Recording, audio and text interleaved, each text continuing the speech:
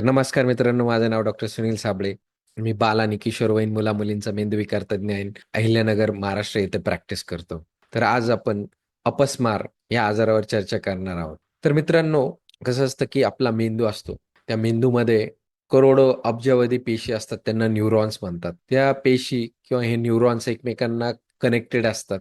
त्यांना सिनॅप्स असे म्हटले जाते आणि ह्या पेशी एकमेकांना इलेक्ट्रिक प्रवाहाद्वारे कम्युनिकेट करत असतात. तर हे जे इलेक्ट्रिक प्रवाह आहे तो व्यवस्थित चालला, तर मग आपलं ज्या क्रिया असतात चालणं, बोलणं, जे दैनंदिन क्रिया असतात, मसलची हालचाल सगळं काही व्यवस्थित चालू असतं. परंतु काय होतं, की काही वेळेस ज्या मेंदूच्या काही पेशी असतात, त्यांचा ग्रुप ऑफ पेशीज किंवा विशिष्ट पार्टच्या पेशीज किंवा पूर्ण मेंदूच्या पेशी ह्या अचानक आउट ऑफ द कंट्रोल होऊन जातात. ज्या प्रमाणात त्यांची इलेक्ट्रिकल ॲक्टिव्हिटी होते ती 100% 1000 पटीने जास्त पटीने पण वाढते आणि ॲबनॉर्मली ते इलेक्ट्रिक फायरिंग करायला लागतात. त्यामुळे काय होतं, की मेंदूचं जे आपल्या शरीरावरचं नियंत्रण असतं ते जातं आणि त्यामुळे काय असतात वेगवेगळ्या प्रकारची लक्षणं येतात. आता कॉमनली कसं असतं, की सर्वांना माहीत असतं, की झटके आले म्हणजे अशा हाताची हालचाल होते किंवा हात टाईट वगैरे होतात, डोळे पांढरे करतात, संडास लघवी होते. जे दात आहे, ती दातखिळी बसते किंवा जीभला पण टंग बाईट वगैरे होते, तोंडातून फेस येतो. तर हे कॉमन लक्षणं आपल्या सर्वांना माहीत असतात. तर परंतु बाकीच्या पण लक्षणं झटक्यांमध्ये आढळून येतात आणि त्याला वेगवेगळ्या प्रकारचे झटके म्हणतात. काही झटक्यांमध्ये काय असतं, की त्या व्यक्तीचं जे शुद्ध असते ती हरपते. इतरांशी जो रिस्पॉन्स असतो तो जातो.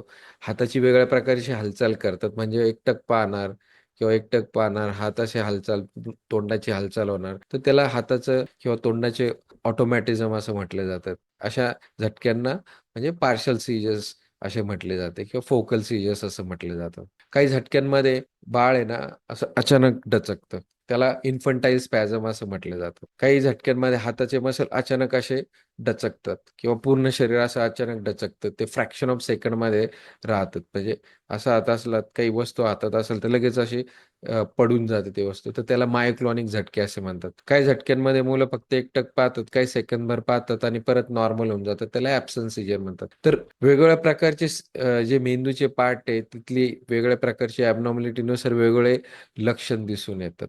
तर आपण पाहिलं की झटका हे मेंदूच्या इलेक्ट्रिकल ॲक्टिव्हिटीच्या बिघाडमुळे होतो.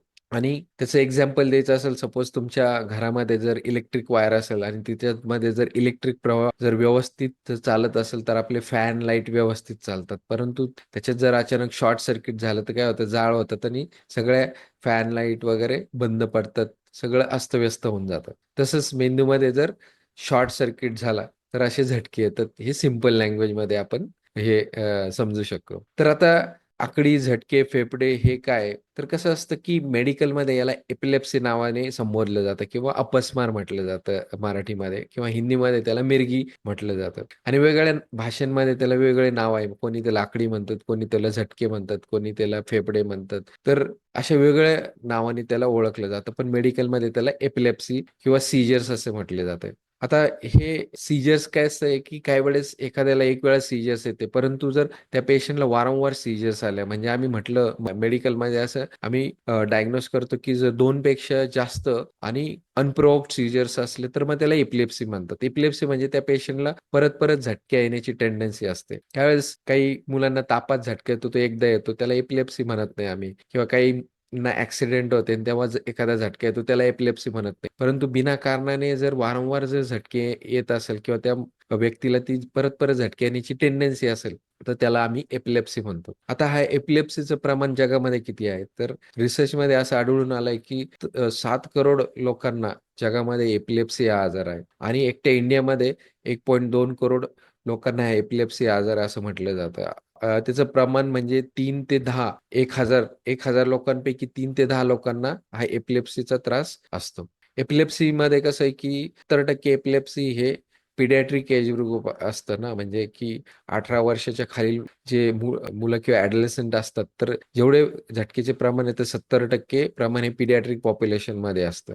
आता हा झटका आहे तो म्हणजे हजारो वर्षापासून आपल्या समाजामध्ये त्याची माहिती सगळ्यांना आहे. परंतु त्याच्याविषयी डिस्क्रिमिनेशन असो किंवा मिसइन्फॉर्मेशन असो, म्हणजे काही सामाजिक जे काही मिसइन्फॉर्मेशन किंवा समाजामध्ये जे काही अंधश्रद्धा असतात त्याच्यामुळे अशा मुलांचं किंवा अशा व्यक्तींचं ट्रीटमेंट केलं जात नाही. त्यांना समाजापासून दूर ठेवलं जातं. परंतु कसं असतं, की जर अशा झटक्यांचं लवकरात लवकर निदान केलं, ट्रीटमेंट केली तर 70% लोकं सीजर्स फ्री लाईफ जगू शकतात आणि नॉर्मल जीवन जगू शकतात. गरज आहे लवकर निदान करण्याची आणि ट्रीटमेंट घेण्याची. तर हा झटक्याचा आजार लवकर निदान करणं याच्यासाठी पण गरजेचं आहे.